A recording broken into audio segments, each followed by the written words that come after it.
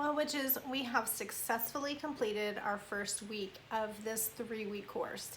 This is module 3. It is your wrap-up module for week 1. And now that we've made a nice cup of tea, let's enjoy it and have a sip of tea and catch up. So in this week, we have covered a lot of ground. We went over a lot of things, and I feel like we have laid a foundation of the basic principles that you're going to need to move forward in integrating herbalism and witchcraft into your personal craft. Now, the herbal correspondences, as well as the starter witch recipes that were included as PDFs in this module, you're going to continue to use those throughout this entire course. In fact, I would say you can continue to use them indefinitely because they're yours now. They've come with this course. So take advantage of them and experiment with them. Now, like I brought up in the introductory, I am going to suggest that you try to obtain as many of the herbs and flowers that are listed on that correspondences sheet as possible, because we will continue to use those. Now, that being said, even if there's an herb or a flower that's listed on there that we don't use in this course, I would still suggest investing and adding it to your apothecary and your herb collection. It definitely is going to help diversify the spells that you were able to do, and it's going to teach you more about different plants that you didn't know before, and it's an opportunity to start a relationship with the plant spirit. I have been implementing herbalism and green witchcraft into my craft for many years, and I'm still continuously learning about different plants, herbs, trees, barks, roots, and things like that that I can use in my everyday craft. It's amazing how many different plants there are and to what different purposes there are. Everything that has a medicinal purpose also has a magical purpose. Everything has a correspondence. Now, like I also have been saying since the introductory of this course, that isn't to say that I don't understand that people's finances are strained, especially right now. We're living in a time of economic and financial uncertainty, and I completely understand if it's not within your means or if it's not practical for you to go invest in a bunch of different random herbs.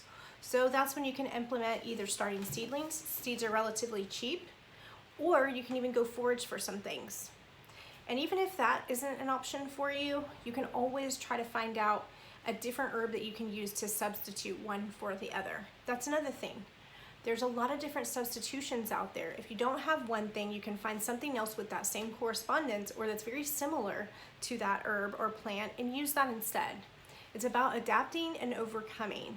Witchcraft at its very core is all about manipulating the energy around circumstances so that we can manifest our own desires. And that means working through an adaptation and overcoming obstacles and all of those kinds of things. Every single kind of magical system and practice there is out there has its roots in necessity. So people that practice witchcraft or any kind of magic historically have been oppressed people. Some of that oppression has been in the form of slavery. If you look at conjure and root work and hoodoo, it stems from and is birthed by slaves in America. You see, in other parts of the world and in other cultures, there were times when medical care and needs were not being met, and so herbalism was what they used to be able to care and remedy for each other. And they didn't go buy these things, they grew these things. Witches are healers through and through, and over the years and the centuries, that's meant different things at different times. But there's been a lot of times when doctors were not readily available, and shamans and medicine men and old witches in the woods, old hag witches in the woods, were what the townspeople would use for their medical needs. It's in our very blood and in our very nature to be this way, to provide healing both spiritually, emotionally, physically, and mentally to those around us and ourselves. And also to manipulate situations and the energy around situations so that the best possible outcome can be reached. Going back to what we learned this week, we learned about grinding herbs and different tools you can use for that. We learned about creating different blends and teas and burning incense. So what we're going to do in this upcoming week is we're going to take a lot of those things that we learned this week and we're going to put those into practice and we're going to implement those.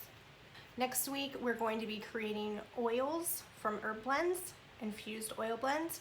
We're going to be learning how to dress candles, both glass encased candles as well as non-glass encased candles, dressing those with herbs and oils. We're also going to talk about making tinctures and the different ways that you can do that, and how if something is dry or if it's fresh severely affects how you do that. And the other thing that we're going to learn about is decoctions and what separates them from infusions. So let's get into the supply list of what we're going to need for next week. Next week you're going to want that base oil, so olive oil, grapeseed oil, shea oil, almond oil, whatever oil you decided on for your base oil, you're going to want to get that. Like I said, I highly recommend olive oil or grapeseed oil. Olive oil is always my go-to. Olive oil in itself can be a holy oil when infused with intent and prayed over. In fact, in conjure and root work, a popular thing to do is to pray Psalms 23 over any olive oil, making it a holy oil that can be used to dress candles or to dress objects, amulets, any other purpose that you would have for a magical oil. That would do the trick. Now, because we are going to be making those oils, those oil and herb infusions, I want you to look over the starter witch recipe kit, and I want you to pick out which ones you want to make. You can make all of them if you want to, but at the very least you need to have one, and you need to have those items gathered so that we can make that oil effectively. I don't want you guys to not be able to get the most out of this course that you possibly can, so I'm telling you now so that you can amply prepare that you're definitely going to want to have the items of at least one of those recipes. And I would highly suggest, if you have it, if you have the means, you have the opportunity, make all of them.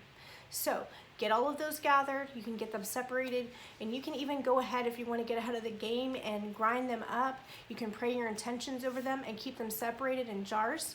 Don't forget to label them. And then the next items that you're going to need, you're going to need your candles. So you're going to get a glass encased candle. I suggest white because you can use it for any purpose. And I suggest getting a taper or a chime or some kind of non-glass encased candle. I also suggest white for this. It is not necessary that you get white, but just know that if you do get a color, that you're going to want to look into the correspondences of that candle color to make sure that it meets the goals of the herbal blend that you want to make. So if you want to make the prosperity blend, then that's easy. You can get a green candle. If you wanted to do a healing, you could do blue. White can work for protection, but it can work for anything else. If you want to do any kind of banishment, or if you were going to do like a hex removal or a reversal, black is always a good choice for that. The other two items that you're going to need for dressing candles is you're going to want a tray. These trays right here are my absolute favorite. You can get them from Dollar Tree, surprise, the dollar store. You can get these. I have them in oval shaped, and I also have them in rectangle shaped. I use them to break up herbs on, I use them to dress candles with, and I also use them to actually perform spells on, because they are safe, they are heat proof. So if you were to melt a candle that was not glass encased on top of this, the wax isn't going to spill out and be a fire hazard. This tray is going to contain it. And so that's what I mean when I say that it's a safe tray to use. And it's $1. So total bruja on a budget hack. The last thing that you're going to need for your oil blend is going to be an oil dropper. These are the ones that I use. I do reuse them. I bought them in bulk off of Amazon. And so what I do is I have a bunch of different oil blends, and I just put a label saying which oil blend it's for. So if it's my road opening oil or my prosperity oil or my healing or protection oil, I just put a label on there and I keep it, because I want to be, like I've said before, as waste free as possible, and I want to be as sustainable as possible. Now, some of the oil containers that you get have built-in droppers. You can use those too for whenever you eventually strain your oil blends and put them in containers. You can always use those. Now, for the tinctures that we're going to be making, you are going to want to get 80 proof vodka. And I mentioned this in the introductory, but I'll revisit this again. If for whatever reason you do not feel comfortable using vodka or liquor to make tinctures, just know that everything that we're doing, you can swap out apple cider vinegar. Apple cider vinegar can pull out the constituents of the herbs just as well as alcohol does. However, it will kind of affect the flavor.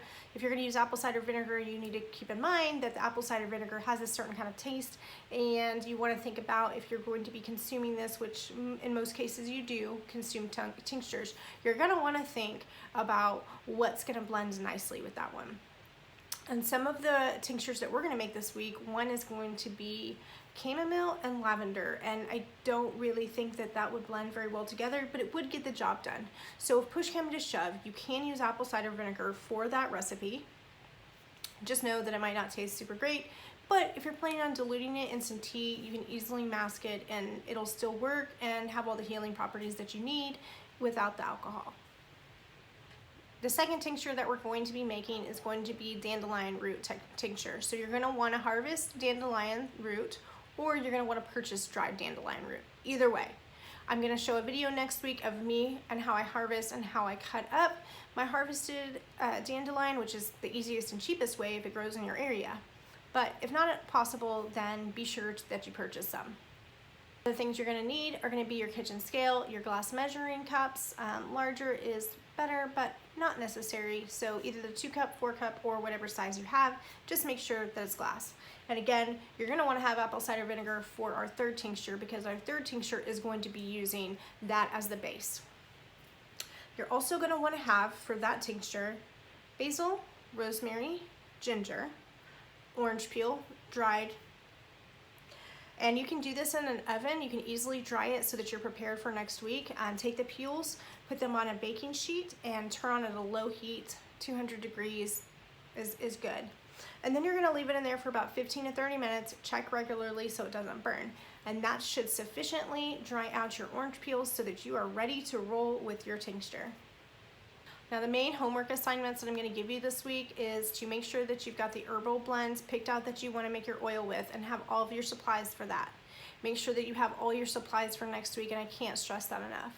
Also, I challenged you on a couple of things this week: making your own incense blends, burning it, journaling what you thought and how you felt about it. The same goes for making floor wash infusions. Try that out, see how you like it, and try the different techniques we've talked about, grinding and all of that. Be sure to journal all of this stuff and make sure that you're studying those correspondence sheets, because memorizing that stuff will make it really easy when you want to create your own blends and spells on the fly. Well guys, thank you so much, and it's an honor to be teaching you, and we will see you next week for week 2 of Beginning a Witch's Apothecary.